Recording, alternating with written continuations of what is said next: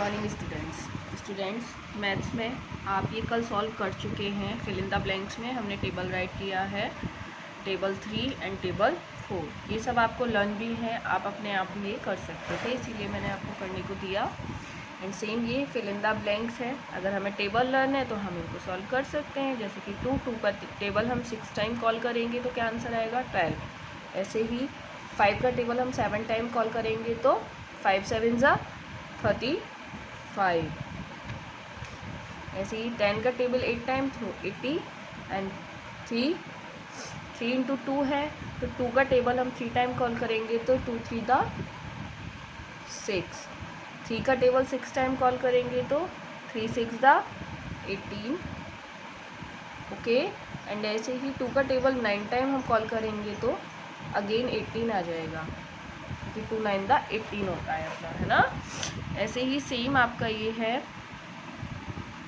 7 into 4, तो 4 का table हम 7 टाइम कॉल करेंगे तो 28। एंड नेक्स्ट 10 इंटू 3 है तो 30। ओके, ये भी हमने कर लिया था। ये वाला जो क्वेश्चन है बेटा, ये भी आप सॉल्व कर ऑलमोस्ट बच्चों ने सभी ने सॉल्व किया है, सही सॉल्व किया है।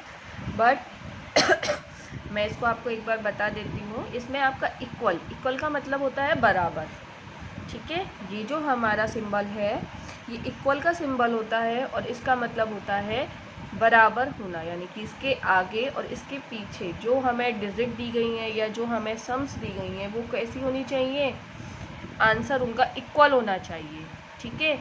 यहाँ पर तो हमें मल्टीप्लिकेशन ही दिए हैं, बट अगर यहाँ पर मल्टीप्लिकेशन है और यहाँ पर इक्वल का साइन है और यहाँ पर आपको एडिशन दे दिया है, तो भी उनका आंसर कैसा होना चाहिए, उनका आंसर इक्वल आना चाहिए, राइट। तो ये है हमारा इक्वल का साइन, जो बताता है कि ये जिसके बीच में ये साइन लगा हुआ है वो क्या है, वो इक्वल है, यानी कि वो बराबर नंबर है। ओके। सो ऐसे ही देखिए आपका यहाँ पे 2 इंटू 3 है, यानी कि 3 का टेबल हम 2 टाइम कॉल करेंगे तो कितना आंसर आएगा 6 आएगा। सेम ऐसे यहाँ पे 3 इंटू 2 है तो हमारा आंसर क्या आएगा 6 आएगा। तो हम यहाँ पर क्या राइट करेंगे, हम 6 ही राइट करेंगे। ओके। सेम ऐसे ही 1 इंटू 7 एंड 7 इंटू 1, आंसर क्या आएगा हमारा 7। ओके। तो इसी तरीके से हमने ये सॉल्व किए हैं। ऐसे ही 5 4 ज़ा 20 एंड 4 5 ज़ा भी 20, राइट। ऐसे ही 3 इंटू 4 है तो 4 3 दा 12 और 4 3 दा 12 एंड 3 4 दा 12 होता है हमारा। 7 3 दा 21 होता है, लेकिन 3 7 दा भी हमारा क्या होता है 21 ही होता है। तो ये इस तरीके से हमारे सॉल्व हुए। अब देखिए नेक्स्ट क्वेश्चन है आपका, construct the table of 2 3 4 and 5 through skip counting. आपने स्किप काउंटिंग मैंने आपको सिखाई थी पहले, ठीक है। स्किप काउंटिंग में हमने जाना था कि जो हमारा टेबल होता है हम उसके अकॉर्डिंग उसके नंबर्स को स्किप करते हुए जाते हैं और हमारे टेबल्स राइट होती चली जाती है, ठीक है। तो हमें इसमें क्या करना है, किसका, हम 2 का करते हैं। 2 3 4 5 आपको 4 दिए हैं, मैं ओनली इसमें आपको 2 का बताऊंगी, 3 4 5 आप खुद करेंगे। ओके। तो इसमें देखिए आपको क्या करना है, हमने किया था 2 1 दा 2 होता है ना, तो हम 0 से 2 पे आएंगे तो हमारा क्या हो जाएगा 2 1 दा 2। हमने 2 को स्किप किया, देन हम फिर 2 स्किप करेंगे 1 2, अगेन हम 2 स्किप करेंगे 1 2, अगेन 2, ठीक है, फिर से 2।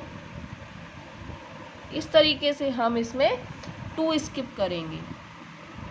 लाइन ड्रॉ करके आप बना सकते हैं इजीली, ये आपको पता है पैटर्न, इसलिए मैंने ये आपको नहीं बताया है। ओके। सो हम इस तरीके से 2 2 को क्या करेंगे, स्किप करेंगे और हमारा टेबल बन जाएगा। अब टेबल कैसे बन गया आप देखिए, हम ये देखिए 2 आया हमारा, 4 6 8 10 12 14 16 18 20। सो हमारा 2 का टेबल क्या होता है, 2 1 दा 2 2 2 दा 4 2 3 दा 6 2 4 दा 8 2 5 दा 10 2 6 दा 12 2 7 दा 7 14 2 8 दा 16 2 9 दा 18 एंड 2 10 दा 20। सेम ऐसे ही आप 3, 4, 5 का राइट करेंगे। ओके, नेक्स्ट आपका है construct the table of 2, 3, 4 and 5 by making pattern table. Making pattern table, pattern table आपको पता ही है, जैसे कि हम लिखते ही हैं, जैसे कि 2 बंदा 2, आप इस तरीके से आपको 2, 3, 4, 5 के टेबल्स राइट करने हैं, है ना। हम इस तरीके से राइट करते हैं ना। ओके, तो हम इस तरीके से अपने ये टेबल्स राइट करेंगे। अब देखिए नेक्स्ट क्वेश्चन है हमारा find the answers to the following using broom sticks और स्ट्रॉज। यानी कि हमें स्ट्रॉ या फिर ब्रूम स्टिक क्या होती है, झाड़ू की सीकें, ठीक है। बट मैं आपको नोटबुक में लाइन्स ड्रॉ करके बता रही हूँ, ठीक है। आप इस तरीके से भी इन्हें सॉल्व कर सकते हैं। 3 × 2 है आपका, क्या है आपका 3 × 2। ओके,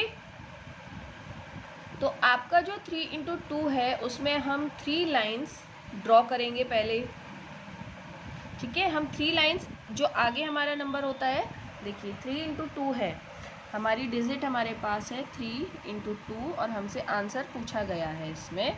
तो हम पहले 3 लाइन्स अपनी ड्रॉ करते हैं, 1, 2, 3, ठीक है। इस तरीके से हम स्लीपिंग लाइन्स ड्रॉ करेंगे।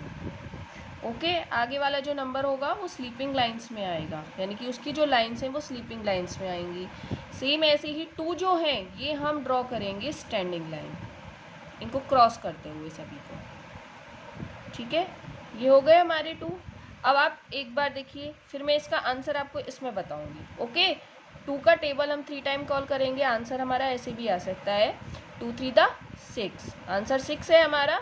लेकिन उसमें हमें स्टिक्स का यूज़ किस तरीके से बताया है कि देखिए हमने 3 लाइन्स इस तरीके से ड्रॉ किया है एंड 2 लाइन हमने स्टैंडिंग ड्रॉ की है।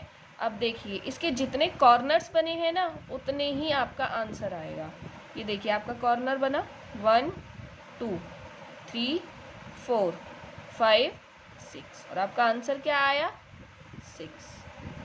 ऐसे ही सेम देखिए नेक्स्ट डिजिट है आपकी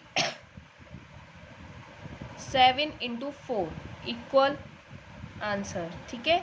आप देखिए अब 7 लाइन्स हम स्लीपिंग लाइन ड्रॉ करेंगे, 7, 1, 2, 3, 4, 5, 6, 7।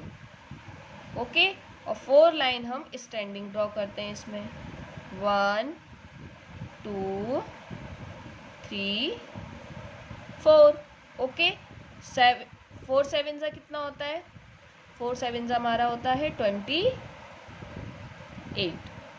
ओके, अब ये देखिए 28 कॉर्नर्स हमारे इसमें बने या नहीं, 1, 2, 3, 4, 5, 6, 7, 8, 9, 10, 11, 12, 13, 14, 15, 16, 17, 18, 19, 20, 21, 22, 23, 24, 25, 26, 27, 28। तो हमारा आंसर क्या है, सही है। ओके स्टूडेंट्स, तो आप इनको इस तरीके से भी सॉल्व कर सकते हैं, बट नोटबुक में आपको ओनली इनके आंसर्स राइट करने हैं। ओके, और क्वेश्चन नंबर 4, 5 एंड 6 तीनों आपको कहाँ करने हैं, नोटबुक में करने हैं ये वाले क्वेश्चंस, एक्सरसाइज 4.4 पे। Okay, thank you.